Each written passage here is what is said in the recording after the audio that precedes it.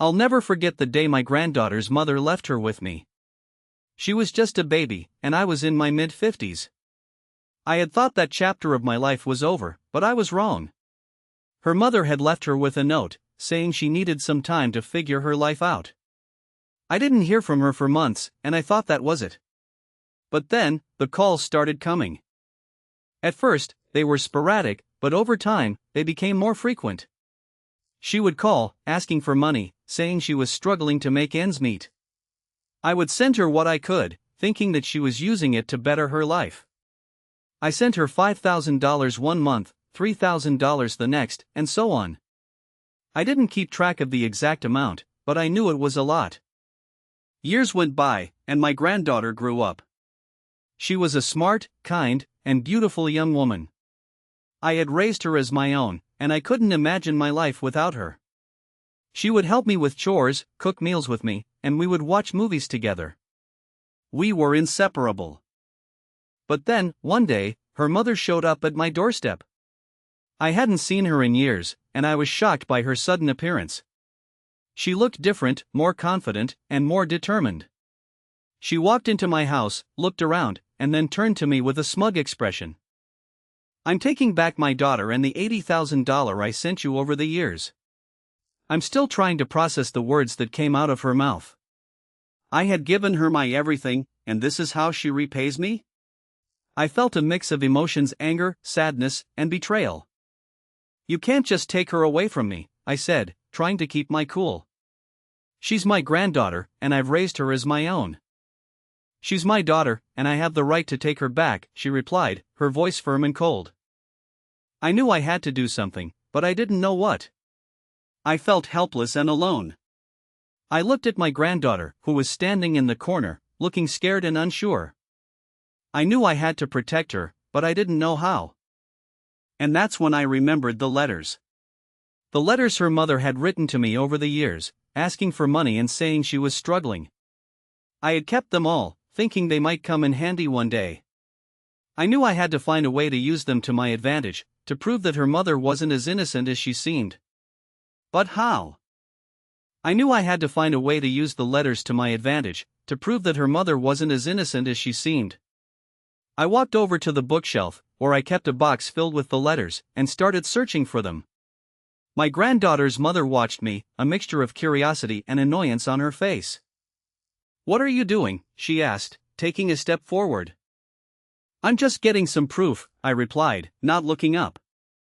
"Proof of what?" she asked, her voice rising. "Proof that you're not as innocent as you seem," I said, finally finding the box. I opened it and pulled out a handful of letters. Her eyes widened as she saw the letters in my hand. "What are you going to do with those?" she asked, her voice shaking slightly. "I'm going to show them to the court," I said, my eyes locked on hers. "I'm going to show them that you're not a fit mother, that you've abandoned your daughter for years." Her face turned red with anger. "You can't do that," she spat. "Those letters are private." "They're not private when you're using them to manipulate me," I replied. "When you're using them to get money out of me." She took a step closer to me, her eyes blazing. "You're just a foolish old man," she said. "You don't know what you're dealing with." I stood my ground, despite the fear that was rising up inside me. "I know exactly what I'm dealing with," I said. "I'm dealing with a woman who abandoned her daughter, who has no interest in being a mother." Her face twisted in anger, and for a moment, I thought she was going to hit me. But then, she seemed to regain control of herself. "This isn't over," she said, her voice cold. "I'll be back, and I'll make sure you pay for what you've done." I watched her storm out of the house, feeling a mix of emotions. I was scared, but I was also relieved. I had stood up to her, and I had defended my granddaughter. But as the days went by, I started to realize that I had underestimated her. She was more cunning than I had given her credit for, and she was determined to get what she wanted. She started sending me letters, threatening to take me to court if I didn't give her the $80,000 she was demanding. She said she would prove that I had been using my granddaughter for my own gain, that I had been using her to get attention and sympathy from my friends and family. I knew it was all lies, but I also knew that I had to be careful. I couldn't let her manipulate me, not again. I started to document everything, keeping a record of all the letters and phone calls. I talked to my lawyer, and we started to build a case against her. But despite all my preparations, I couldn't shake the feeling that I was in grave danger. I knew that she was capable of anything, and I was scared of what she might do next. One night, I woke up to the sound of someone knocking on the door. I got out of bed and made my way to the front of the house, my heart racing. I looked through the peephole, and my blood ran cold. It was her, standing on my porch, a smirk on her face. I didn't open the door. Instead, I called the police, reporting a suspicious person. When the police arrived, she was gone, but I knew it was only a matter of time before she came back. I was trapped in my own home, afraid to leave, afraid of what she might do. And then, I received a package in the mail. Inside, I found a note that read, "You'll pay for what you've done." I knew then that I was in a war that I might not win. I felt a chill run down my spine as I read the note. It was a clear threat, and I knew that I had to take it seriously. I immediately called the police and reported the incident. They came to my house and took a statement from me, but I knew that they couldn't do much to help me. They told me to be careful and to keep an eye out for any suspicious activity, but I knew that I was already doing that. As the days went by, I became more and more paranoid. I would see people lurking around my neighborhood, and I would assume that they were working for my granddaughter's mother. I would receive strange phone calls, and I would think that it was her trying to intimidate me. I knew that I was being irrational, but I couldn't help it. I was scared, and I didn't know what to do. One night, I decided to take matters into my own hands. I set up a camera outside my house, hoping to catch a glimpse of whoever was threatening me. I also started to vary my routine, trying to make it harder for anyone to follow me. I would leave my house at different times, take different routes to work, and try to be more aware of my surroundings. But despite all my efforts, I still felt like I was being watched. I would see people staring at me, and I would assume that they were working for my granddaughter's mother. I would receive strange messages, and I would think that it was her trying to intimidate me. I knew that I was being paranoid, but I couldn't shake the feeling that I was in danger. As the tension built up, I started to notice strange things around my house. Doors would be open, even though I was sure that I had closed them. Windows would be open, even though I was sure that I had closed them. I would find strange objects on my porch, objects that I had never seen before. I knew that someone was trying to get to me, but I didn't know who. One night, I woke up to the sound of someone breaking into my house. I immediately called the police, but by the time they arrived, the intruder was gone. They found a piece of paper on my kitchen counter, a piece of paper with a message that read, "You can't hide forever." I knew then that I was in grave danger. I was being stalked, and I didn't know who was doing it. The police increased their patrols around my house, but I still didn't feel safe. I knew that I had to do something to protect myself, but I didn't know what.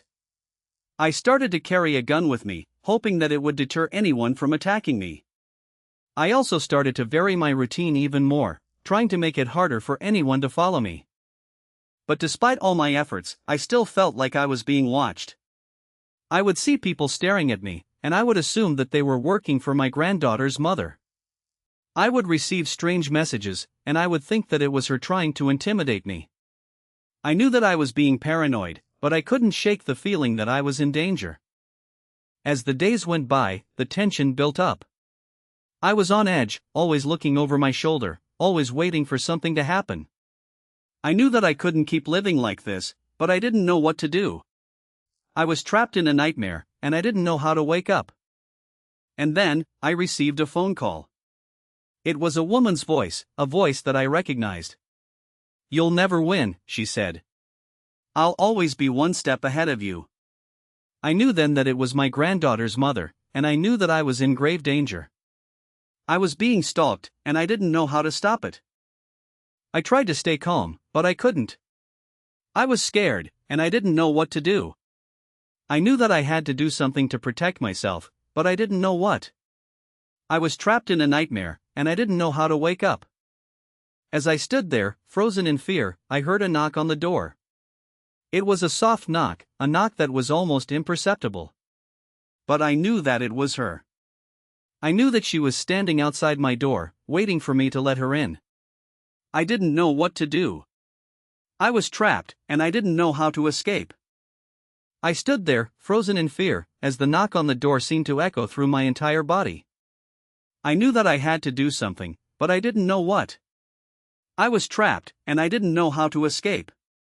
Slowly, I made my way to the door, my heart racing with every step. I looked through the peephole, and my blood ran cold. It was her, standing on my porch, a smile on her face. I knew that I couldn't open the door, but I also knew that I couldn't just stand there. I had to do something. I took a deep breath and tried to think clearly. I remembered the camera that I had set up outside my house, and I knew that it was still recording. I also remembered the police officers who were patrolling the neighborhood, and I knew that they were just a few blocks away. With newfound determination, I called the police and reported the incident. I told them that she was standing on my porch, and that I was afraid for my safety. They told me to stay inside and to lock all the doors and windows. They also told me that they would be there as soon as possible. I hung up the phone and locked all the doors and windows. I then went to the living room and sat down on the couch, trying to calm myself down. But as I sat there, I couldn't shake the feeling that I was being watched. I looked around the room, but I didn't see anything out of the ordinary. I then looked out the window, and that's when I saw her. She was standing on my lawn, looking up at my house. I knew that I had to do something, but I didn't know what. I was trapped, and I didn't know how to escape. Suddenly, I heard a knock on the door. It was a loud knock, a knock that made me jump. I knew that it was the police, and I felt a wave of relief wash over me. I got up and opened the door, and there they were. 2 police officers, standing on my porch, looking concerned. "Are you okay?" one of them asked. I nodded, still trying to process everything that was happening. "She's out there," I said, pointing to my lawn. The police officers looked at each other, and then they nodded. "We'll take care of it," one of them said. They then walked out onto my lawn, and I watched as they approached her. She was still smiling, still looking confident. But as the police officers approached her, her smile began to falter. She looked scared, and I felt a wave of satisfaction wash over me. Finally, someone was taking action. Finally, someone was going to stop her. But as I watched, I realized that something was off. The police officers were talking to her, but they weren't arresting her. They were just standing there, talking to her, and I couldn't understand why. I felt a wave of confusion wash over me, and I didn't know what to do. Wasn't this what I wanted? Wasn't this what I had been waiting for? But as I watched, I realized that something was very wrong. The police officers were acting strange, and I couldn't understand why. They were talking to her, but they weren't doing anything. They were just standing there, and I didn't know what to do. Suddenly, one of the police officers turned around and looked at me. He was smiling, and I felt a wave of fear wash over me. "It's okay," he said. "We've got everything under control." But as I looked at him, I realized that he was lying. Something was very wrong, and I didn't know what to do. I stood there, frozen in fear, as the police officer's words hung in the air. Something was very wrong, and I didn't know what to do. I looked at the officer, trying to read his expression, but his smile seemed to be hiding something. I then looked at my granddaughter's mother, who was still standing on my lawn, looking confident. But as I watched, I saw something that made my blood run cold. She was holding a small piece of paper, and she was smiling at it. The police officer followed my gaze, and I saw him nod at her. "It's okay," he said again. "We've got everything under control." But I knew that something was wrong. I knew that this wasn't how it was supposed to go. The police were supposed to arrest her, not talk to her like she was an old friend.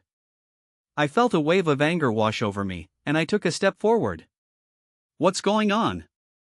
I demanded. "Why aren't you arresting her?" The police officer turned to me, his smile still plastered on his face. "We're not arresting her because she's not doing anything wrong," he said. "She's just trying to resolve a family issue. I couldn't believe what I was hearing. A family issue? This was a case of stalking and harassment, not a family issue. I felt a wave of frustration wash over me, and I took another step forward. That's not true, I said. She's been stalking me, threatening me. She's not just trying to resolve a family issue. The police officer held up his hands, as if to calm me down. I understand that you're upset, he said. But we have to follow procedure. And right now, our procedure is to talk to her and try to resolve the situation peacefully. I couldn't believe what I was hearing. This was a joke. The police were supposed to protect me, not coddle my granddaughter's mother. I felt a wave of despair wash over me, and I turned to go back inside. But as I did, I saw something that made my blood run cold. My granddaughter's mother was holding up the piece of paper, and she was smiling at me. I saw that it was a court order, and my heart sank. She had gotten a court order to take custody of my granddaughter. I felt a wave of panic wash over me, and I turned to the police officer. You can't let her do this, I said. She's not fit to be a mother. The police officer shrugged. It's not up to me, he said. It's up to the court. And the court has decided that she has custody. I couldn't believe what I was hearing. This was a nightmare. The police were supposed to protect me and my granddaughter, not hand her over to a monster. I felt a wave of anger wash over me, and I turned to my granddaughter's mother. You'll never get away with this, I said. I'll fight you every step of the way. She just smiled at me, and I saw the triumph in her eyes. She had won, and I had lost. I felt a wave of despair wash over me, and I turned to go back inside. But as I did, I heard the police officer's voice behind me. Sir, I need to talk to you about something. I turned to him, and I saw the serious expression on his face. What is it? I asked. It's about your granddaughter, he said. She's not who you think she is. I felt a wave of confusion wash over me, and I stared at him in shock. What did he mean? What was going on? I stared at the police officer, trying to process what he had just said. What do you mean? I asked, my voice shaking with confusion. The police officer hesitated, looking around nervously before leaning in close. I'm not supposed to tell you this, he whispered. But I think you have a right to know. Your granddaughter, she's not who you think she is. I felt a wave of panic wash over me. What was he talking about? Of course, my granddaughter was who I thought she was. She was the daughter of my son, the granddaughter I had raised and loved. But the police officer's words had planted a seed of doubt in my mind. I thought back to all the times I had noticed strange behavior from my granddaughter, all the times she had seemed distant or preoccupied. Could it be true? Could my granddaughter be someone else entirely? I felt a wave of nausea wash over me as I thought about the possibilities. The police officer seemed to sense my distress and placed a hand on my arm. I'm sorry to have to tell you this, he said. But I think it's better you know the truth. Your granddaughter, she's been in contact with her mother's family. They've been influencing her, teaching her things that aren't true. I felt a wave of anger wash over me. How could they do this to my granddaughter? How could they manipulate her and use her for their own purposes? I thought about all the times my granddaughter's mother had tried to get to me through my granddaughter. Was this what she had been planning all along? I felt a wave of determination wash over me. I would not let them get away with this. I would not let them use my granddaughter against me. I would fight for her safety and well-being. But as I turned to the police officer, I saw something that made my blood run cold. My granddaughter was standing behind him, a look of determination on her face. It's okay, grandfather, she said. I know what's going on. And I'm not going to let you stop me. I felt a wave of shock wash over me. What was happening? Why was my granddaughter acting like this?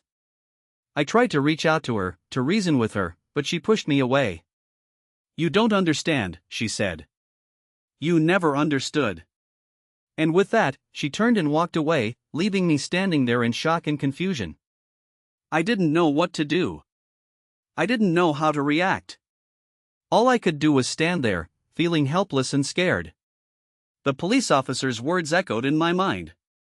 Your granddaughter, she's not who you think she is. I didn't know what to believe. I didn't know what was true. All I knew was that I had to find out. I had to know the truth about my granddaughter, no matter what it took. I stood there, frozen in shock, as my granddaughter walked away from me. I couldn't believe what was happening. I had always thought that she was a good person, that she was kind and caring. But now, I wasn't so sure. As I watched her walk away, I felt a wave of sadness wash over me. I had lost my granddaughter, the person I had raised and loved. I had lost her to her mother's family, to their manipulation and control. But as I stood there, feeling sorry for myself, I realized something. I realized that I had been given a second chance. I had been given a chance to make things right, to fight for my granddaughter and to protect her from the people who were hurting her. I took a deep breath and steeled myself for what was to come. I was going to fight for my granddaughter, no matter what it took. I was going to do everything in my power to protect her and to keep her safe. I started by going to the police and telling them everything. I told them about my granddaughter's mother and her family, about how they had been manipulating and controlling her. I told them about the court order and how it had been obtained through deceit and lies. The police listened to me, and they believed me. They started an investigation and soon, they had enough evidence to arrest my granddaughter's mother and her family. As I watched them being taken away in handcuffs, I felt a sense of satisfaction. I had done it. I had fought for my granddaughter and I had won. But the best part was yet to come. The court overturned the court order and my granddaughter was finally safe. She was finally free from her mother's family and their manipulation. I was overjoyed. I had done it. I had saved my granddaughter. And as I hugged her tightly, I knew that I had made a difference. I had fought for what was right and I had won. My granddaughter looked up at me, tears in her eyes. "Thank you, grandfather," she said.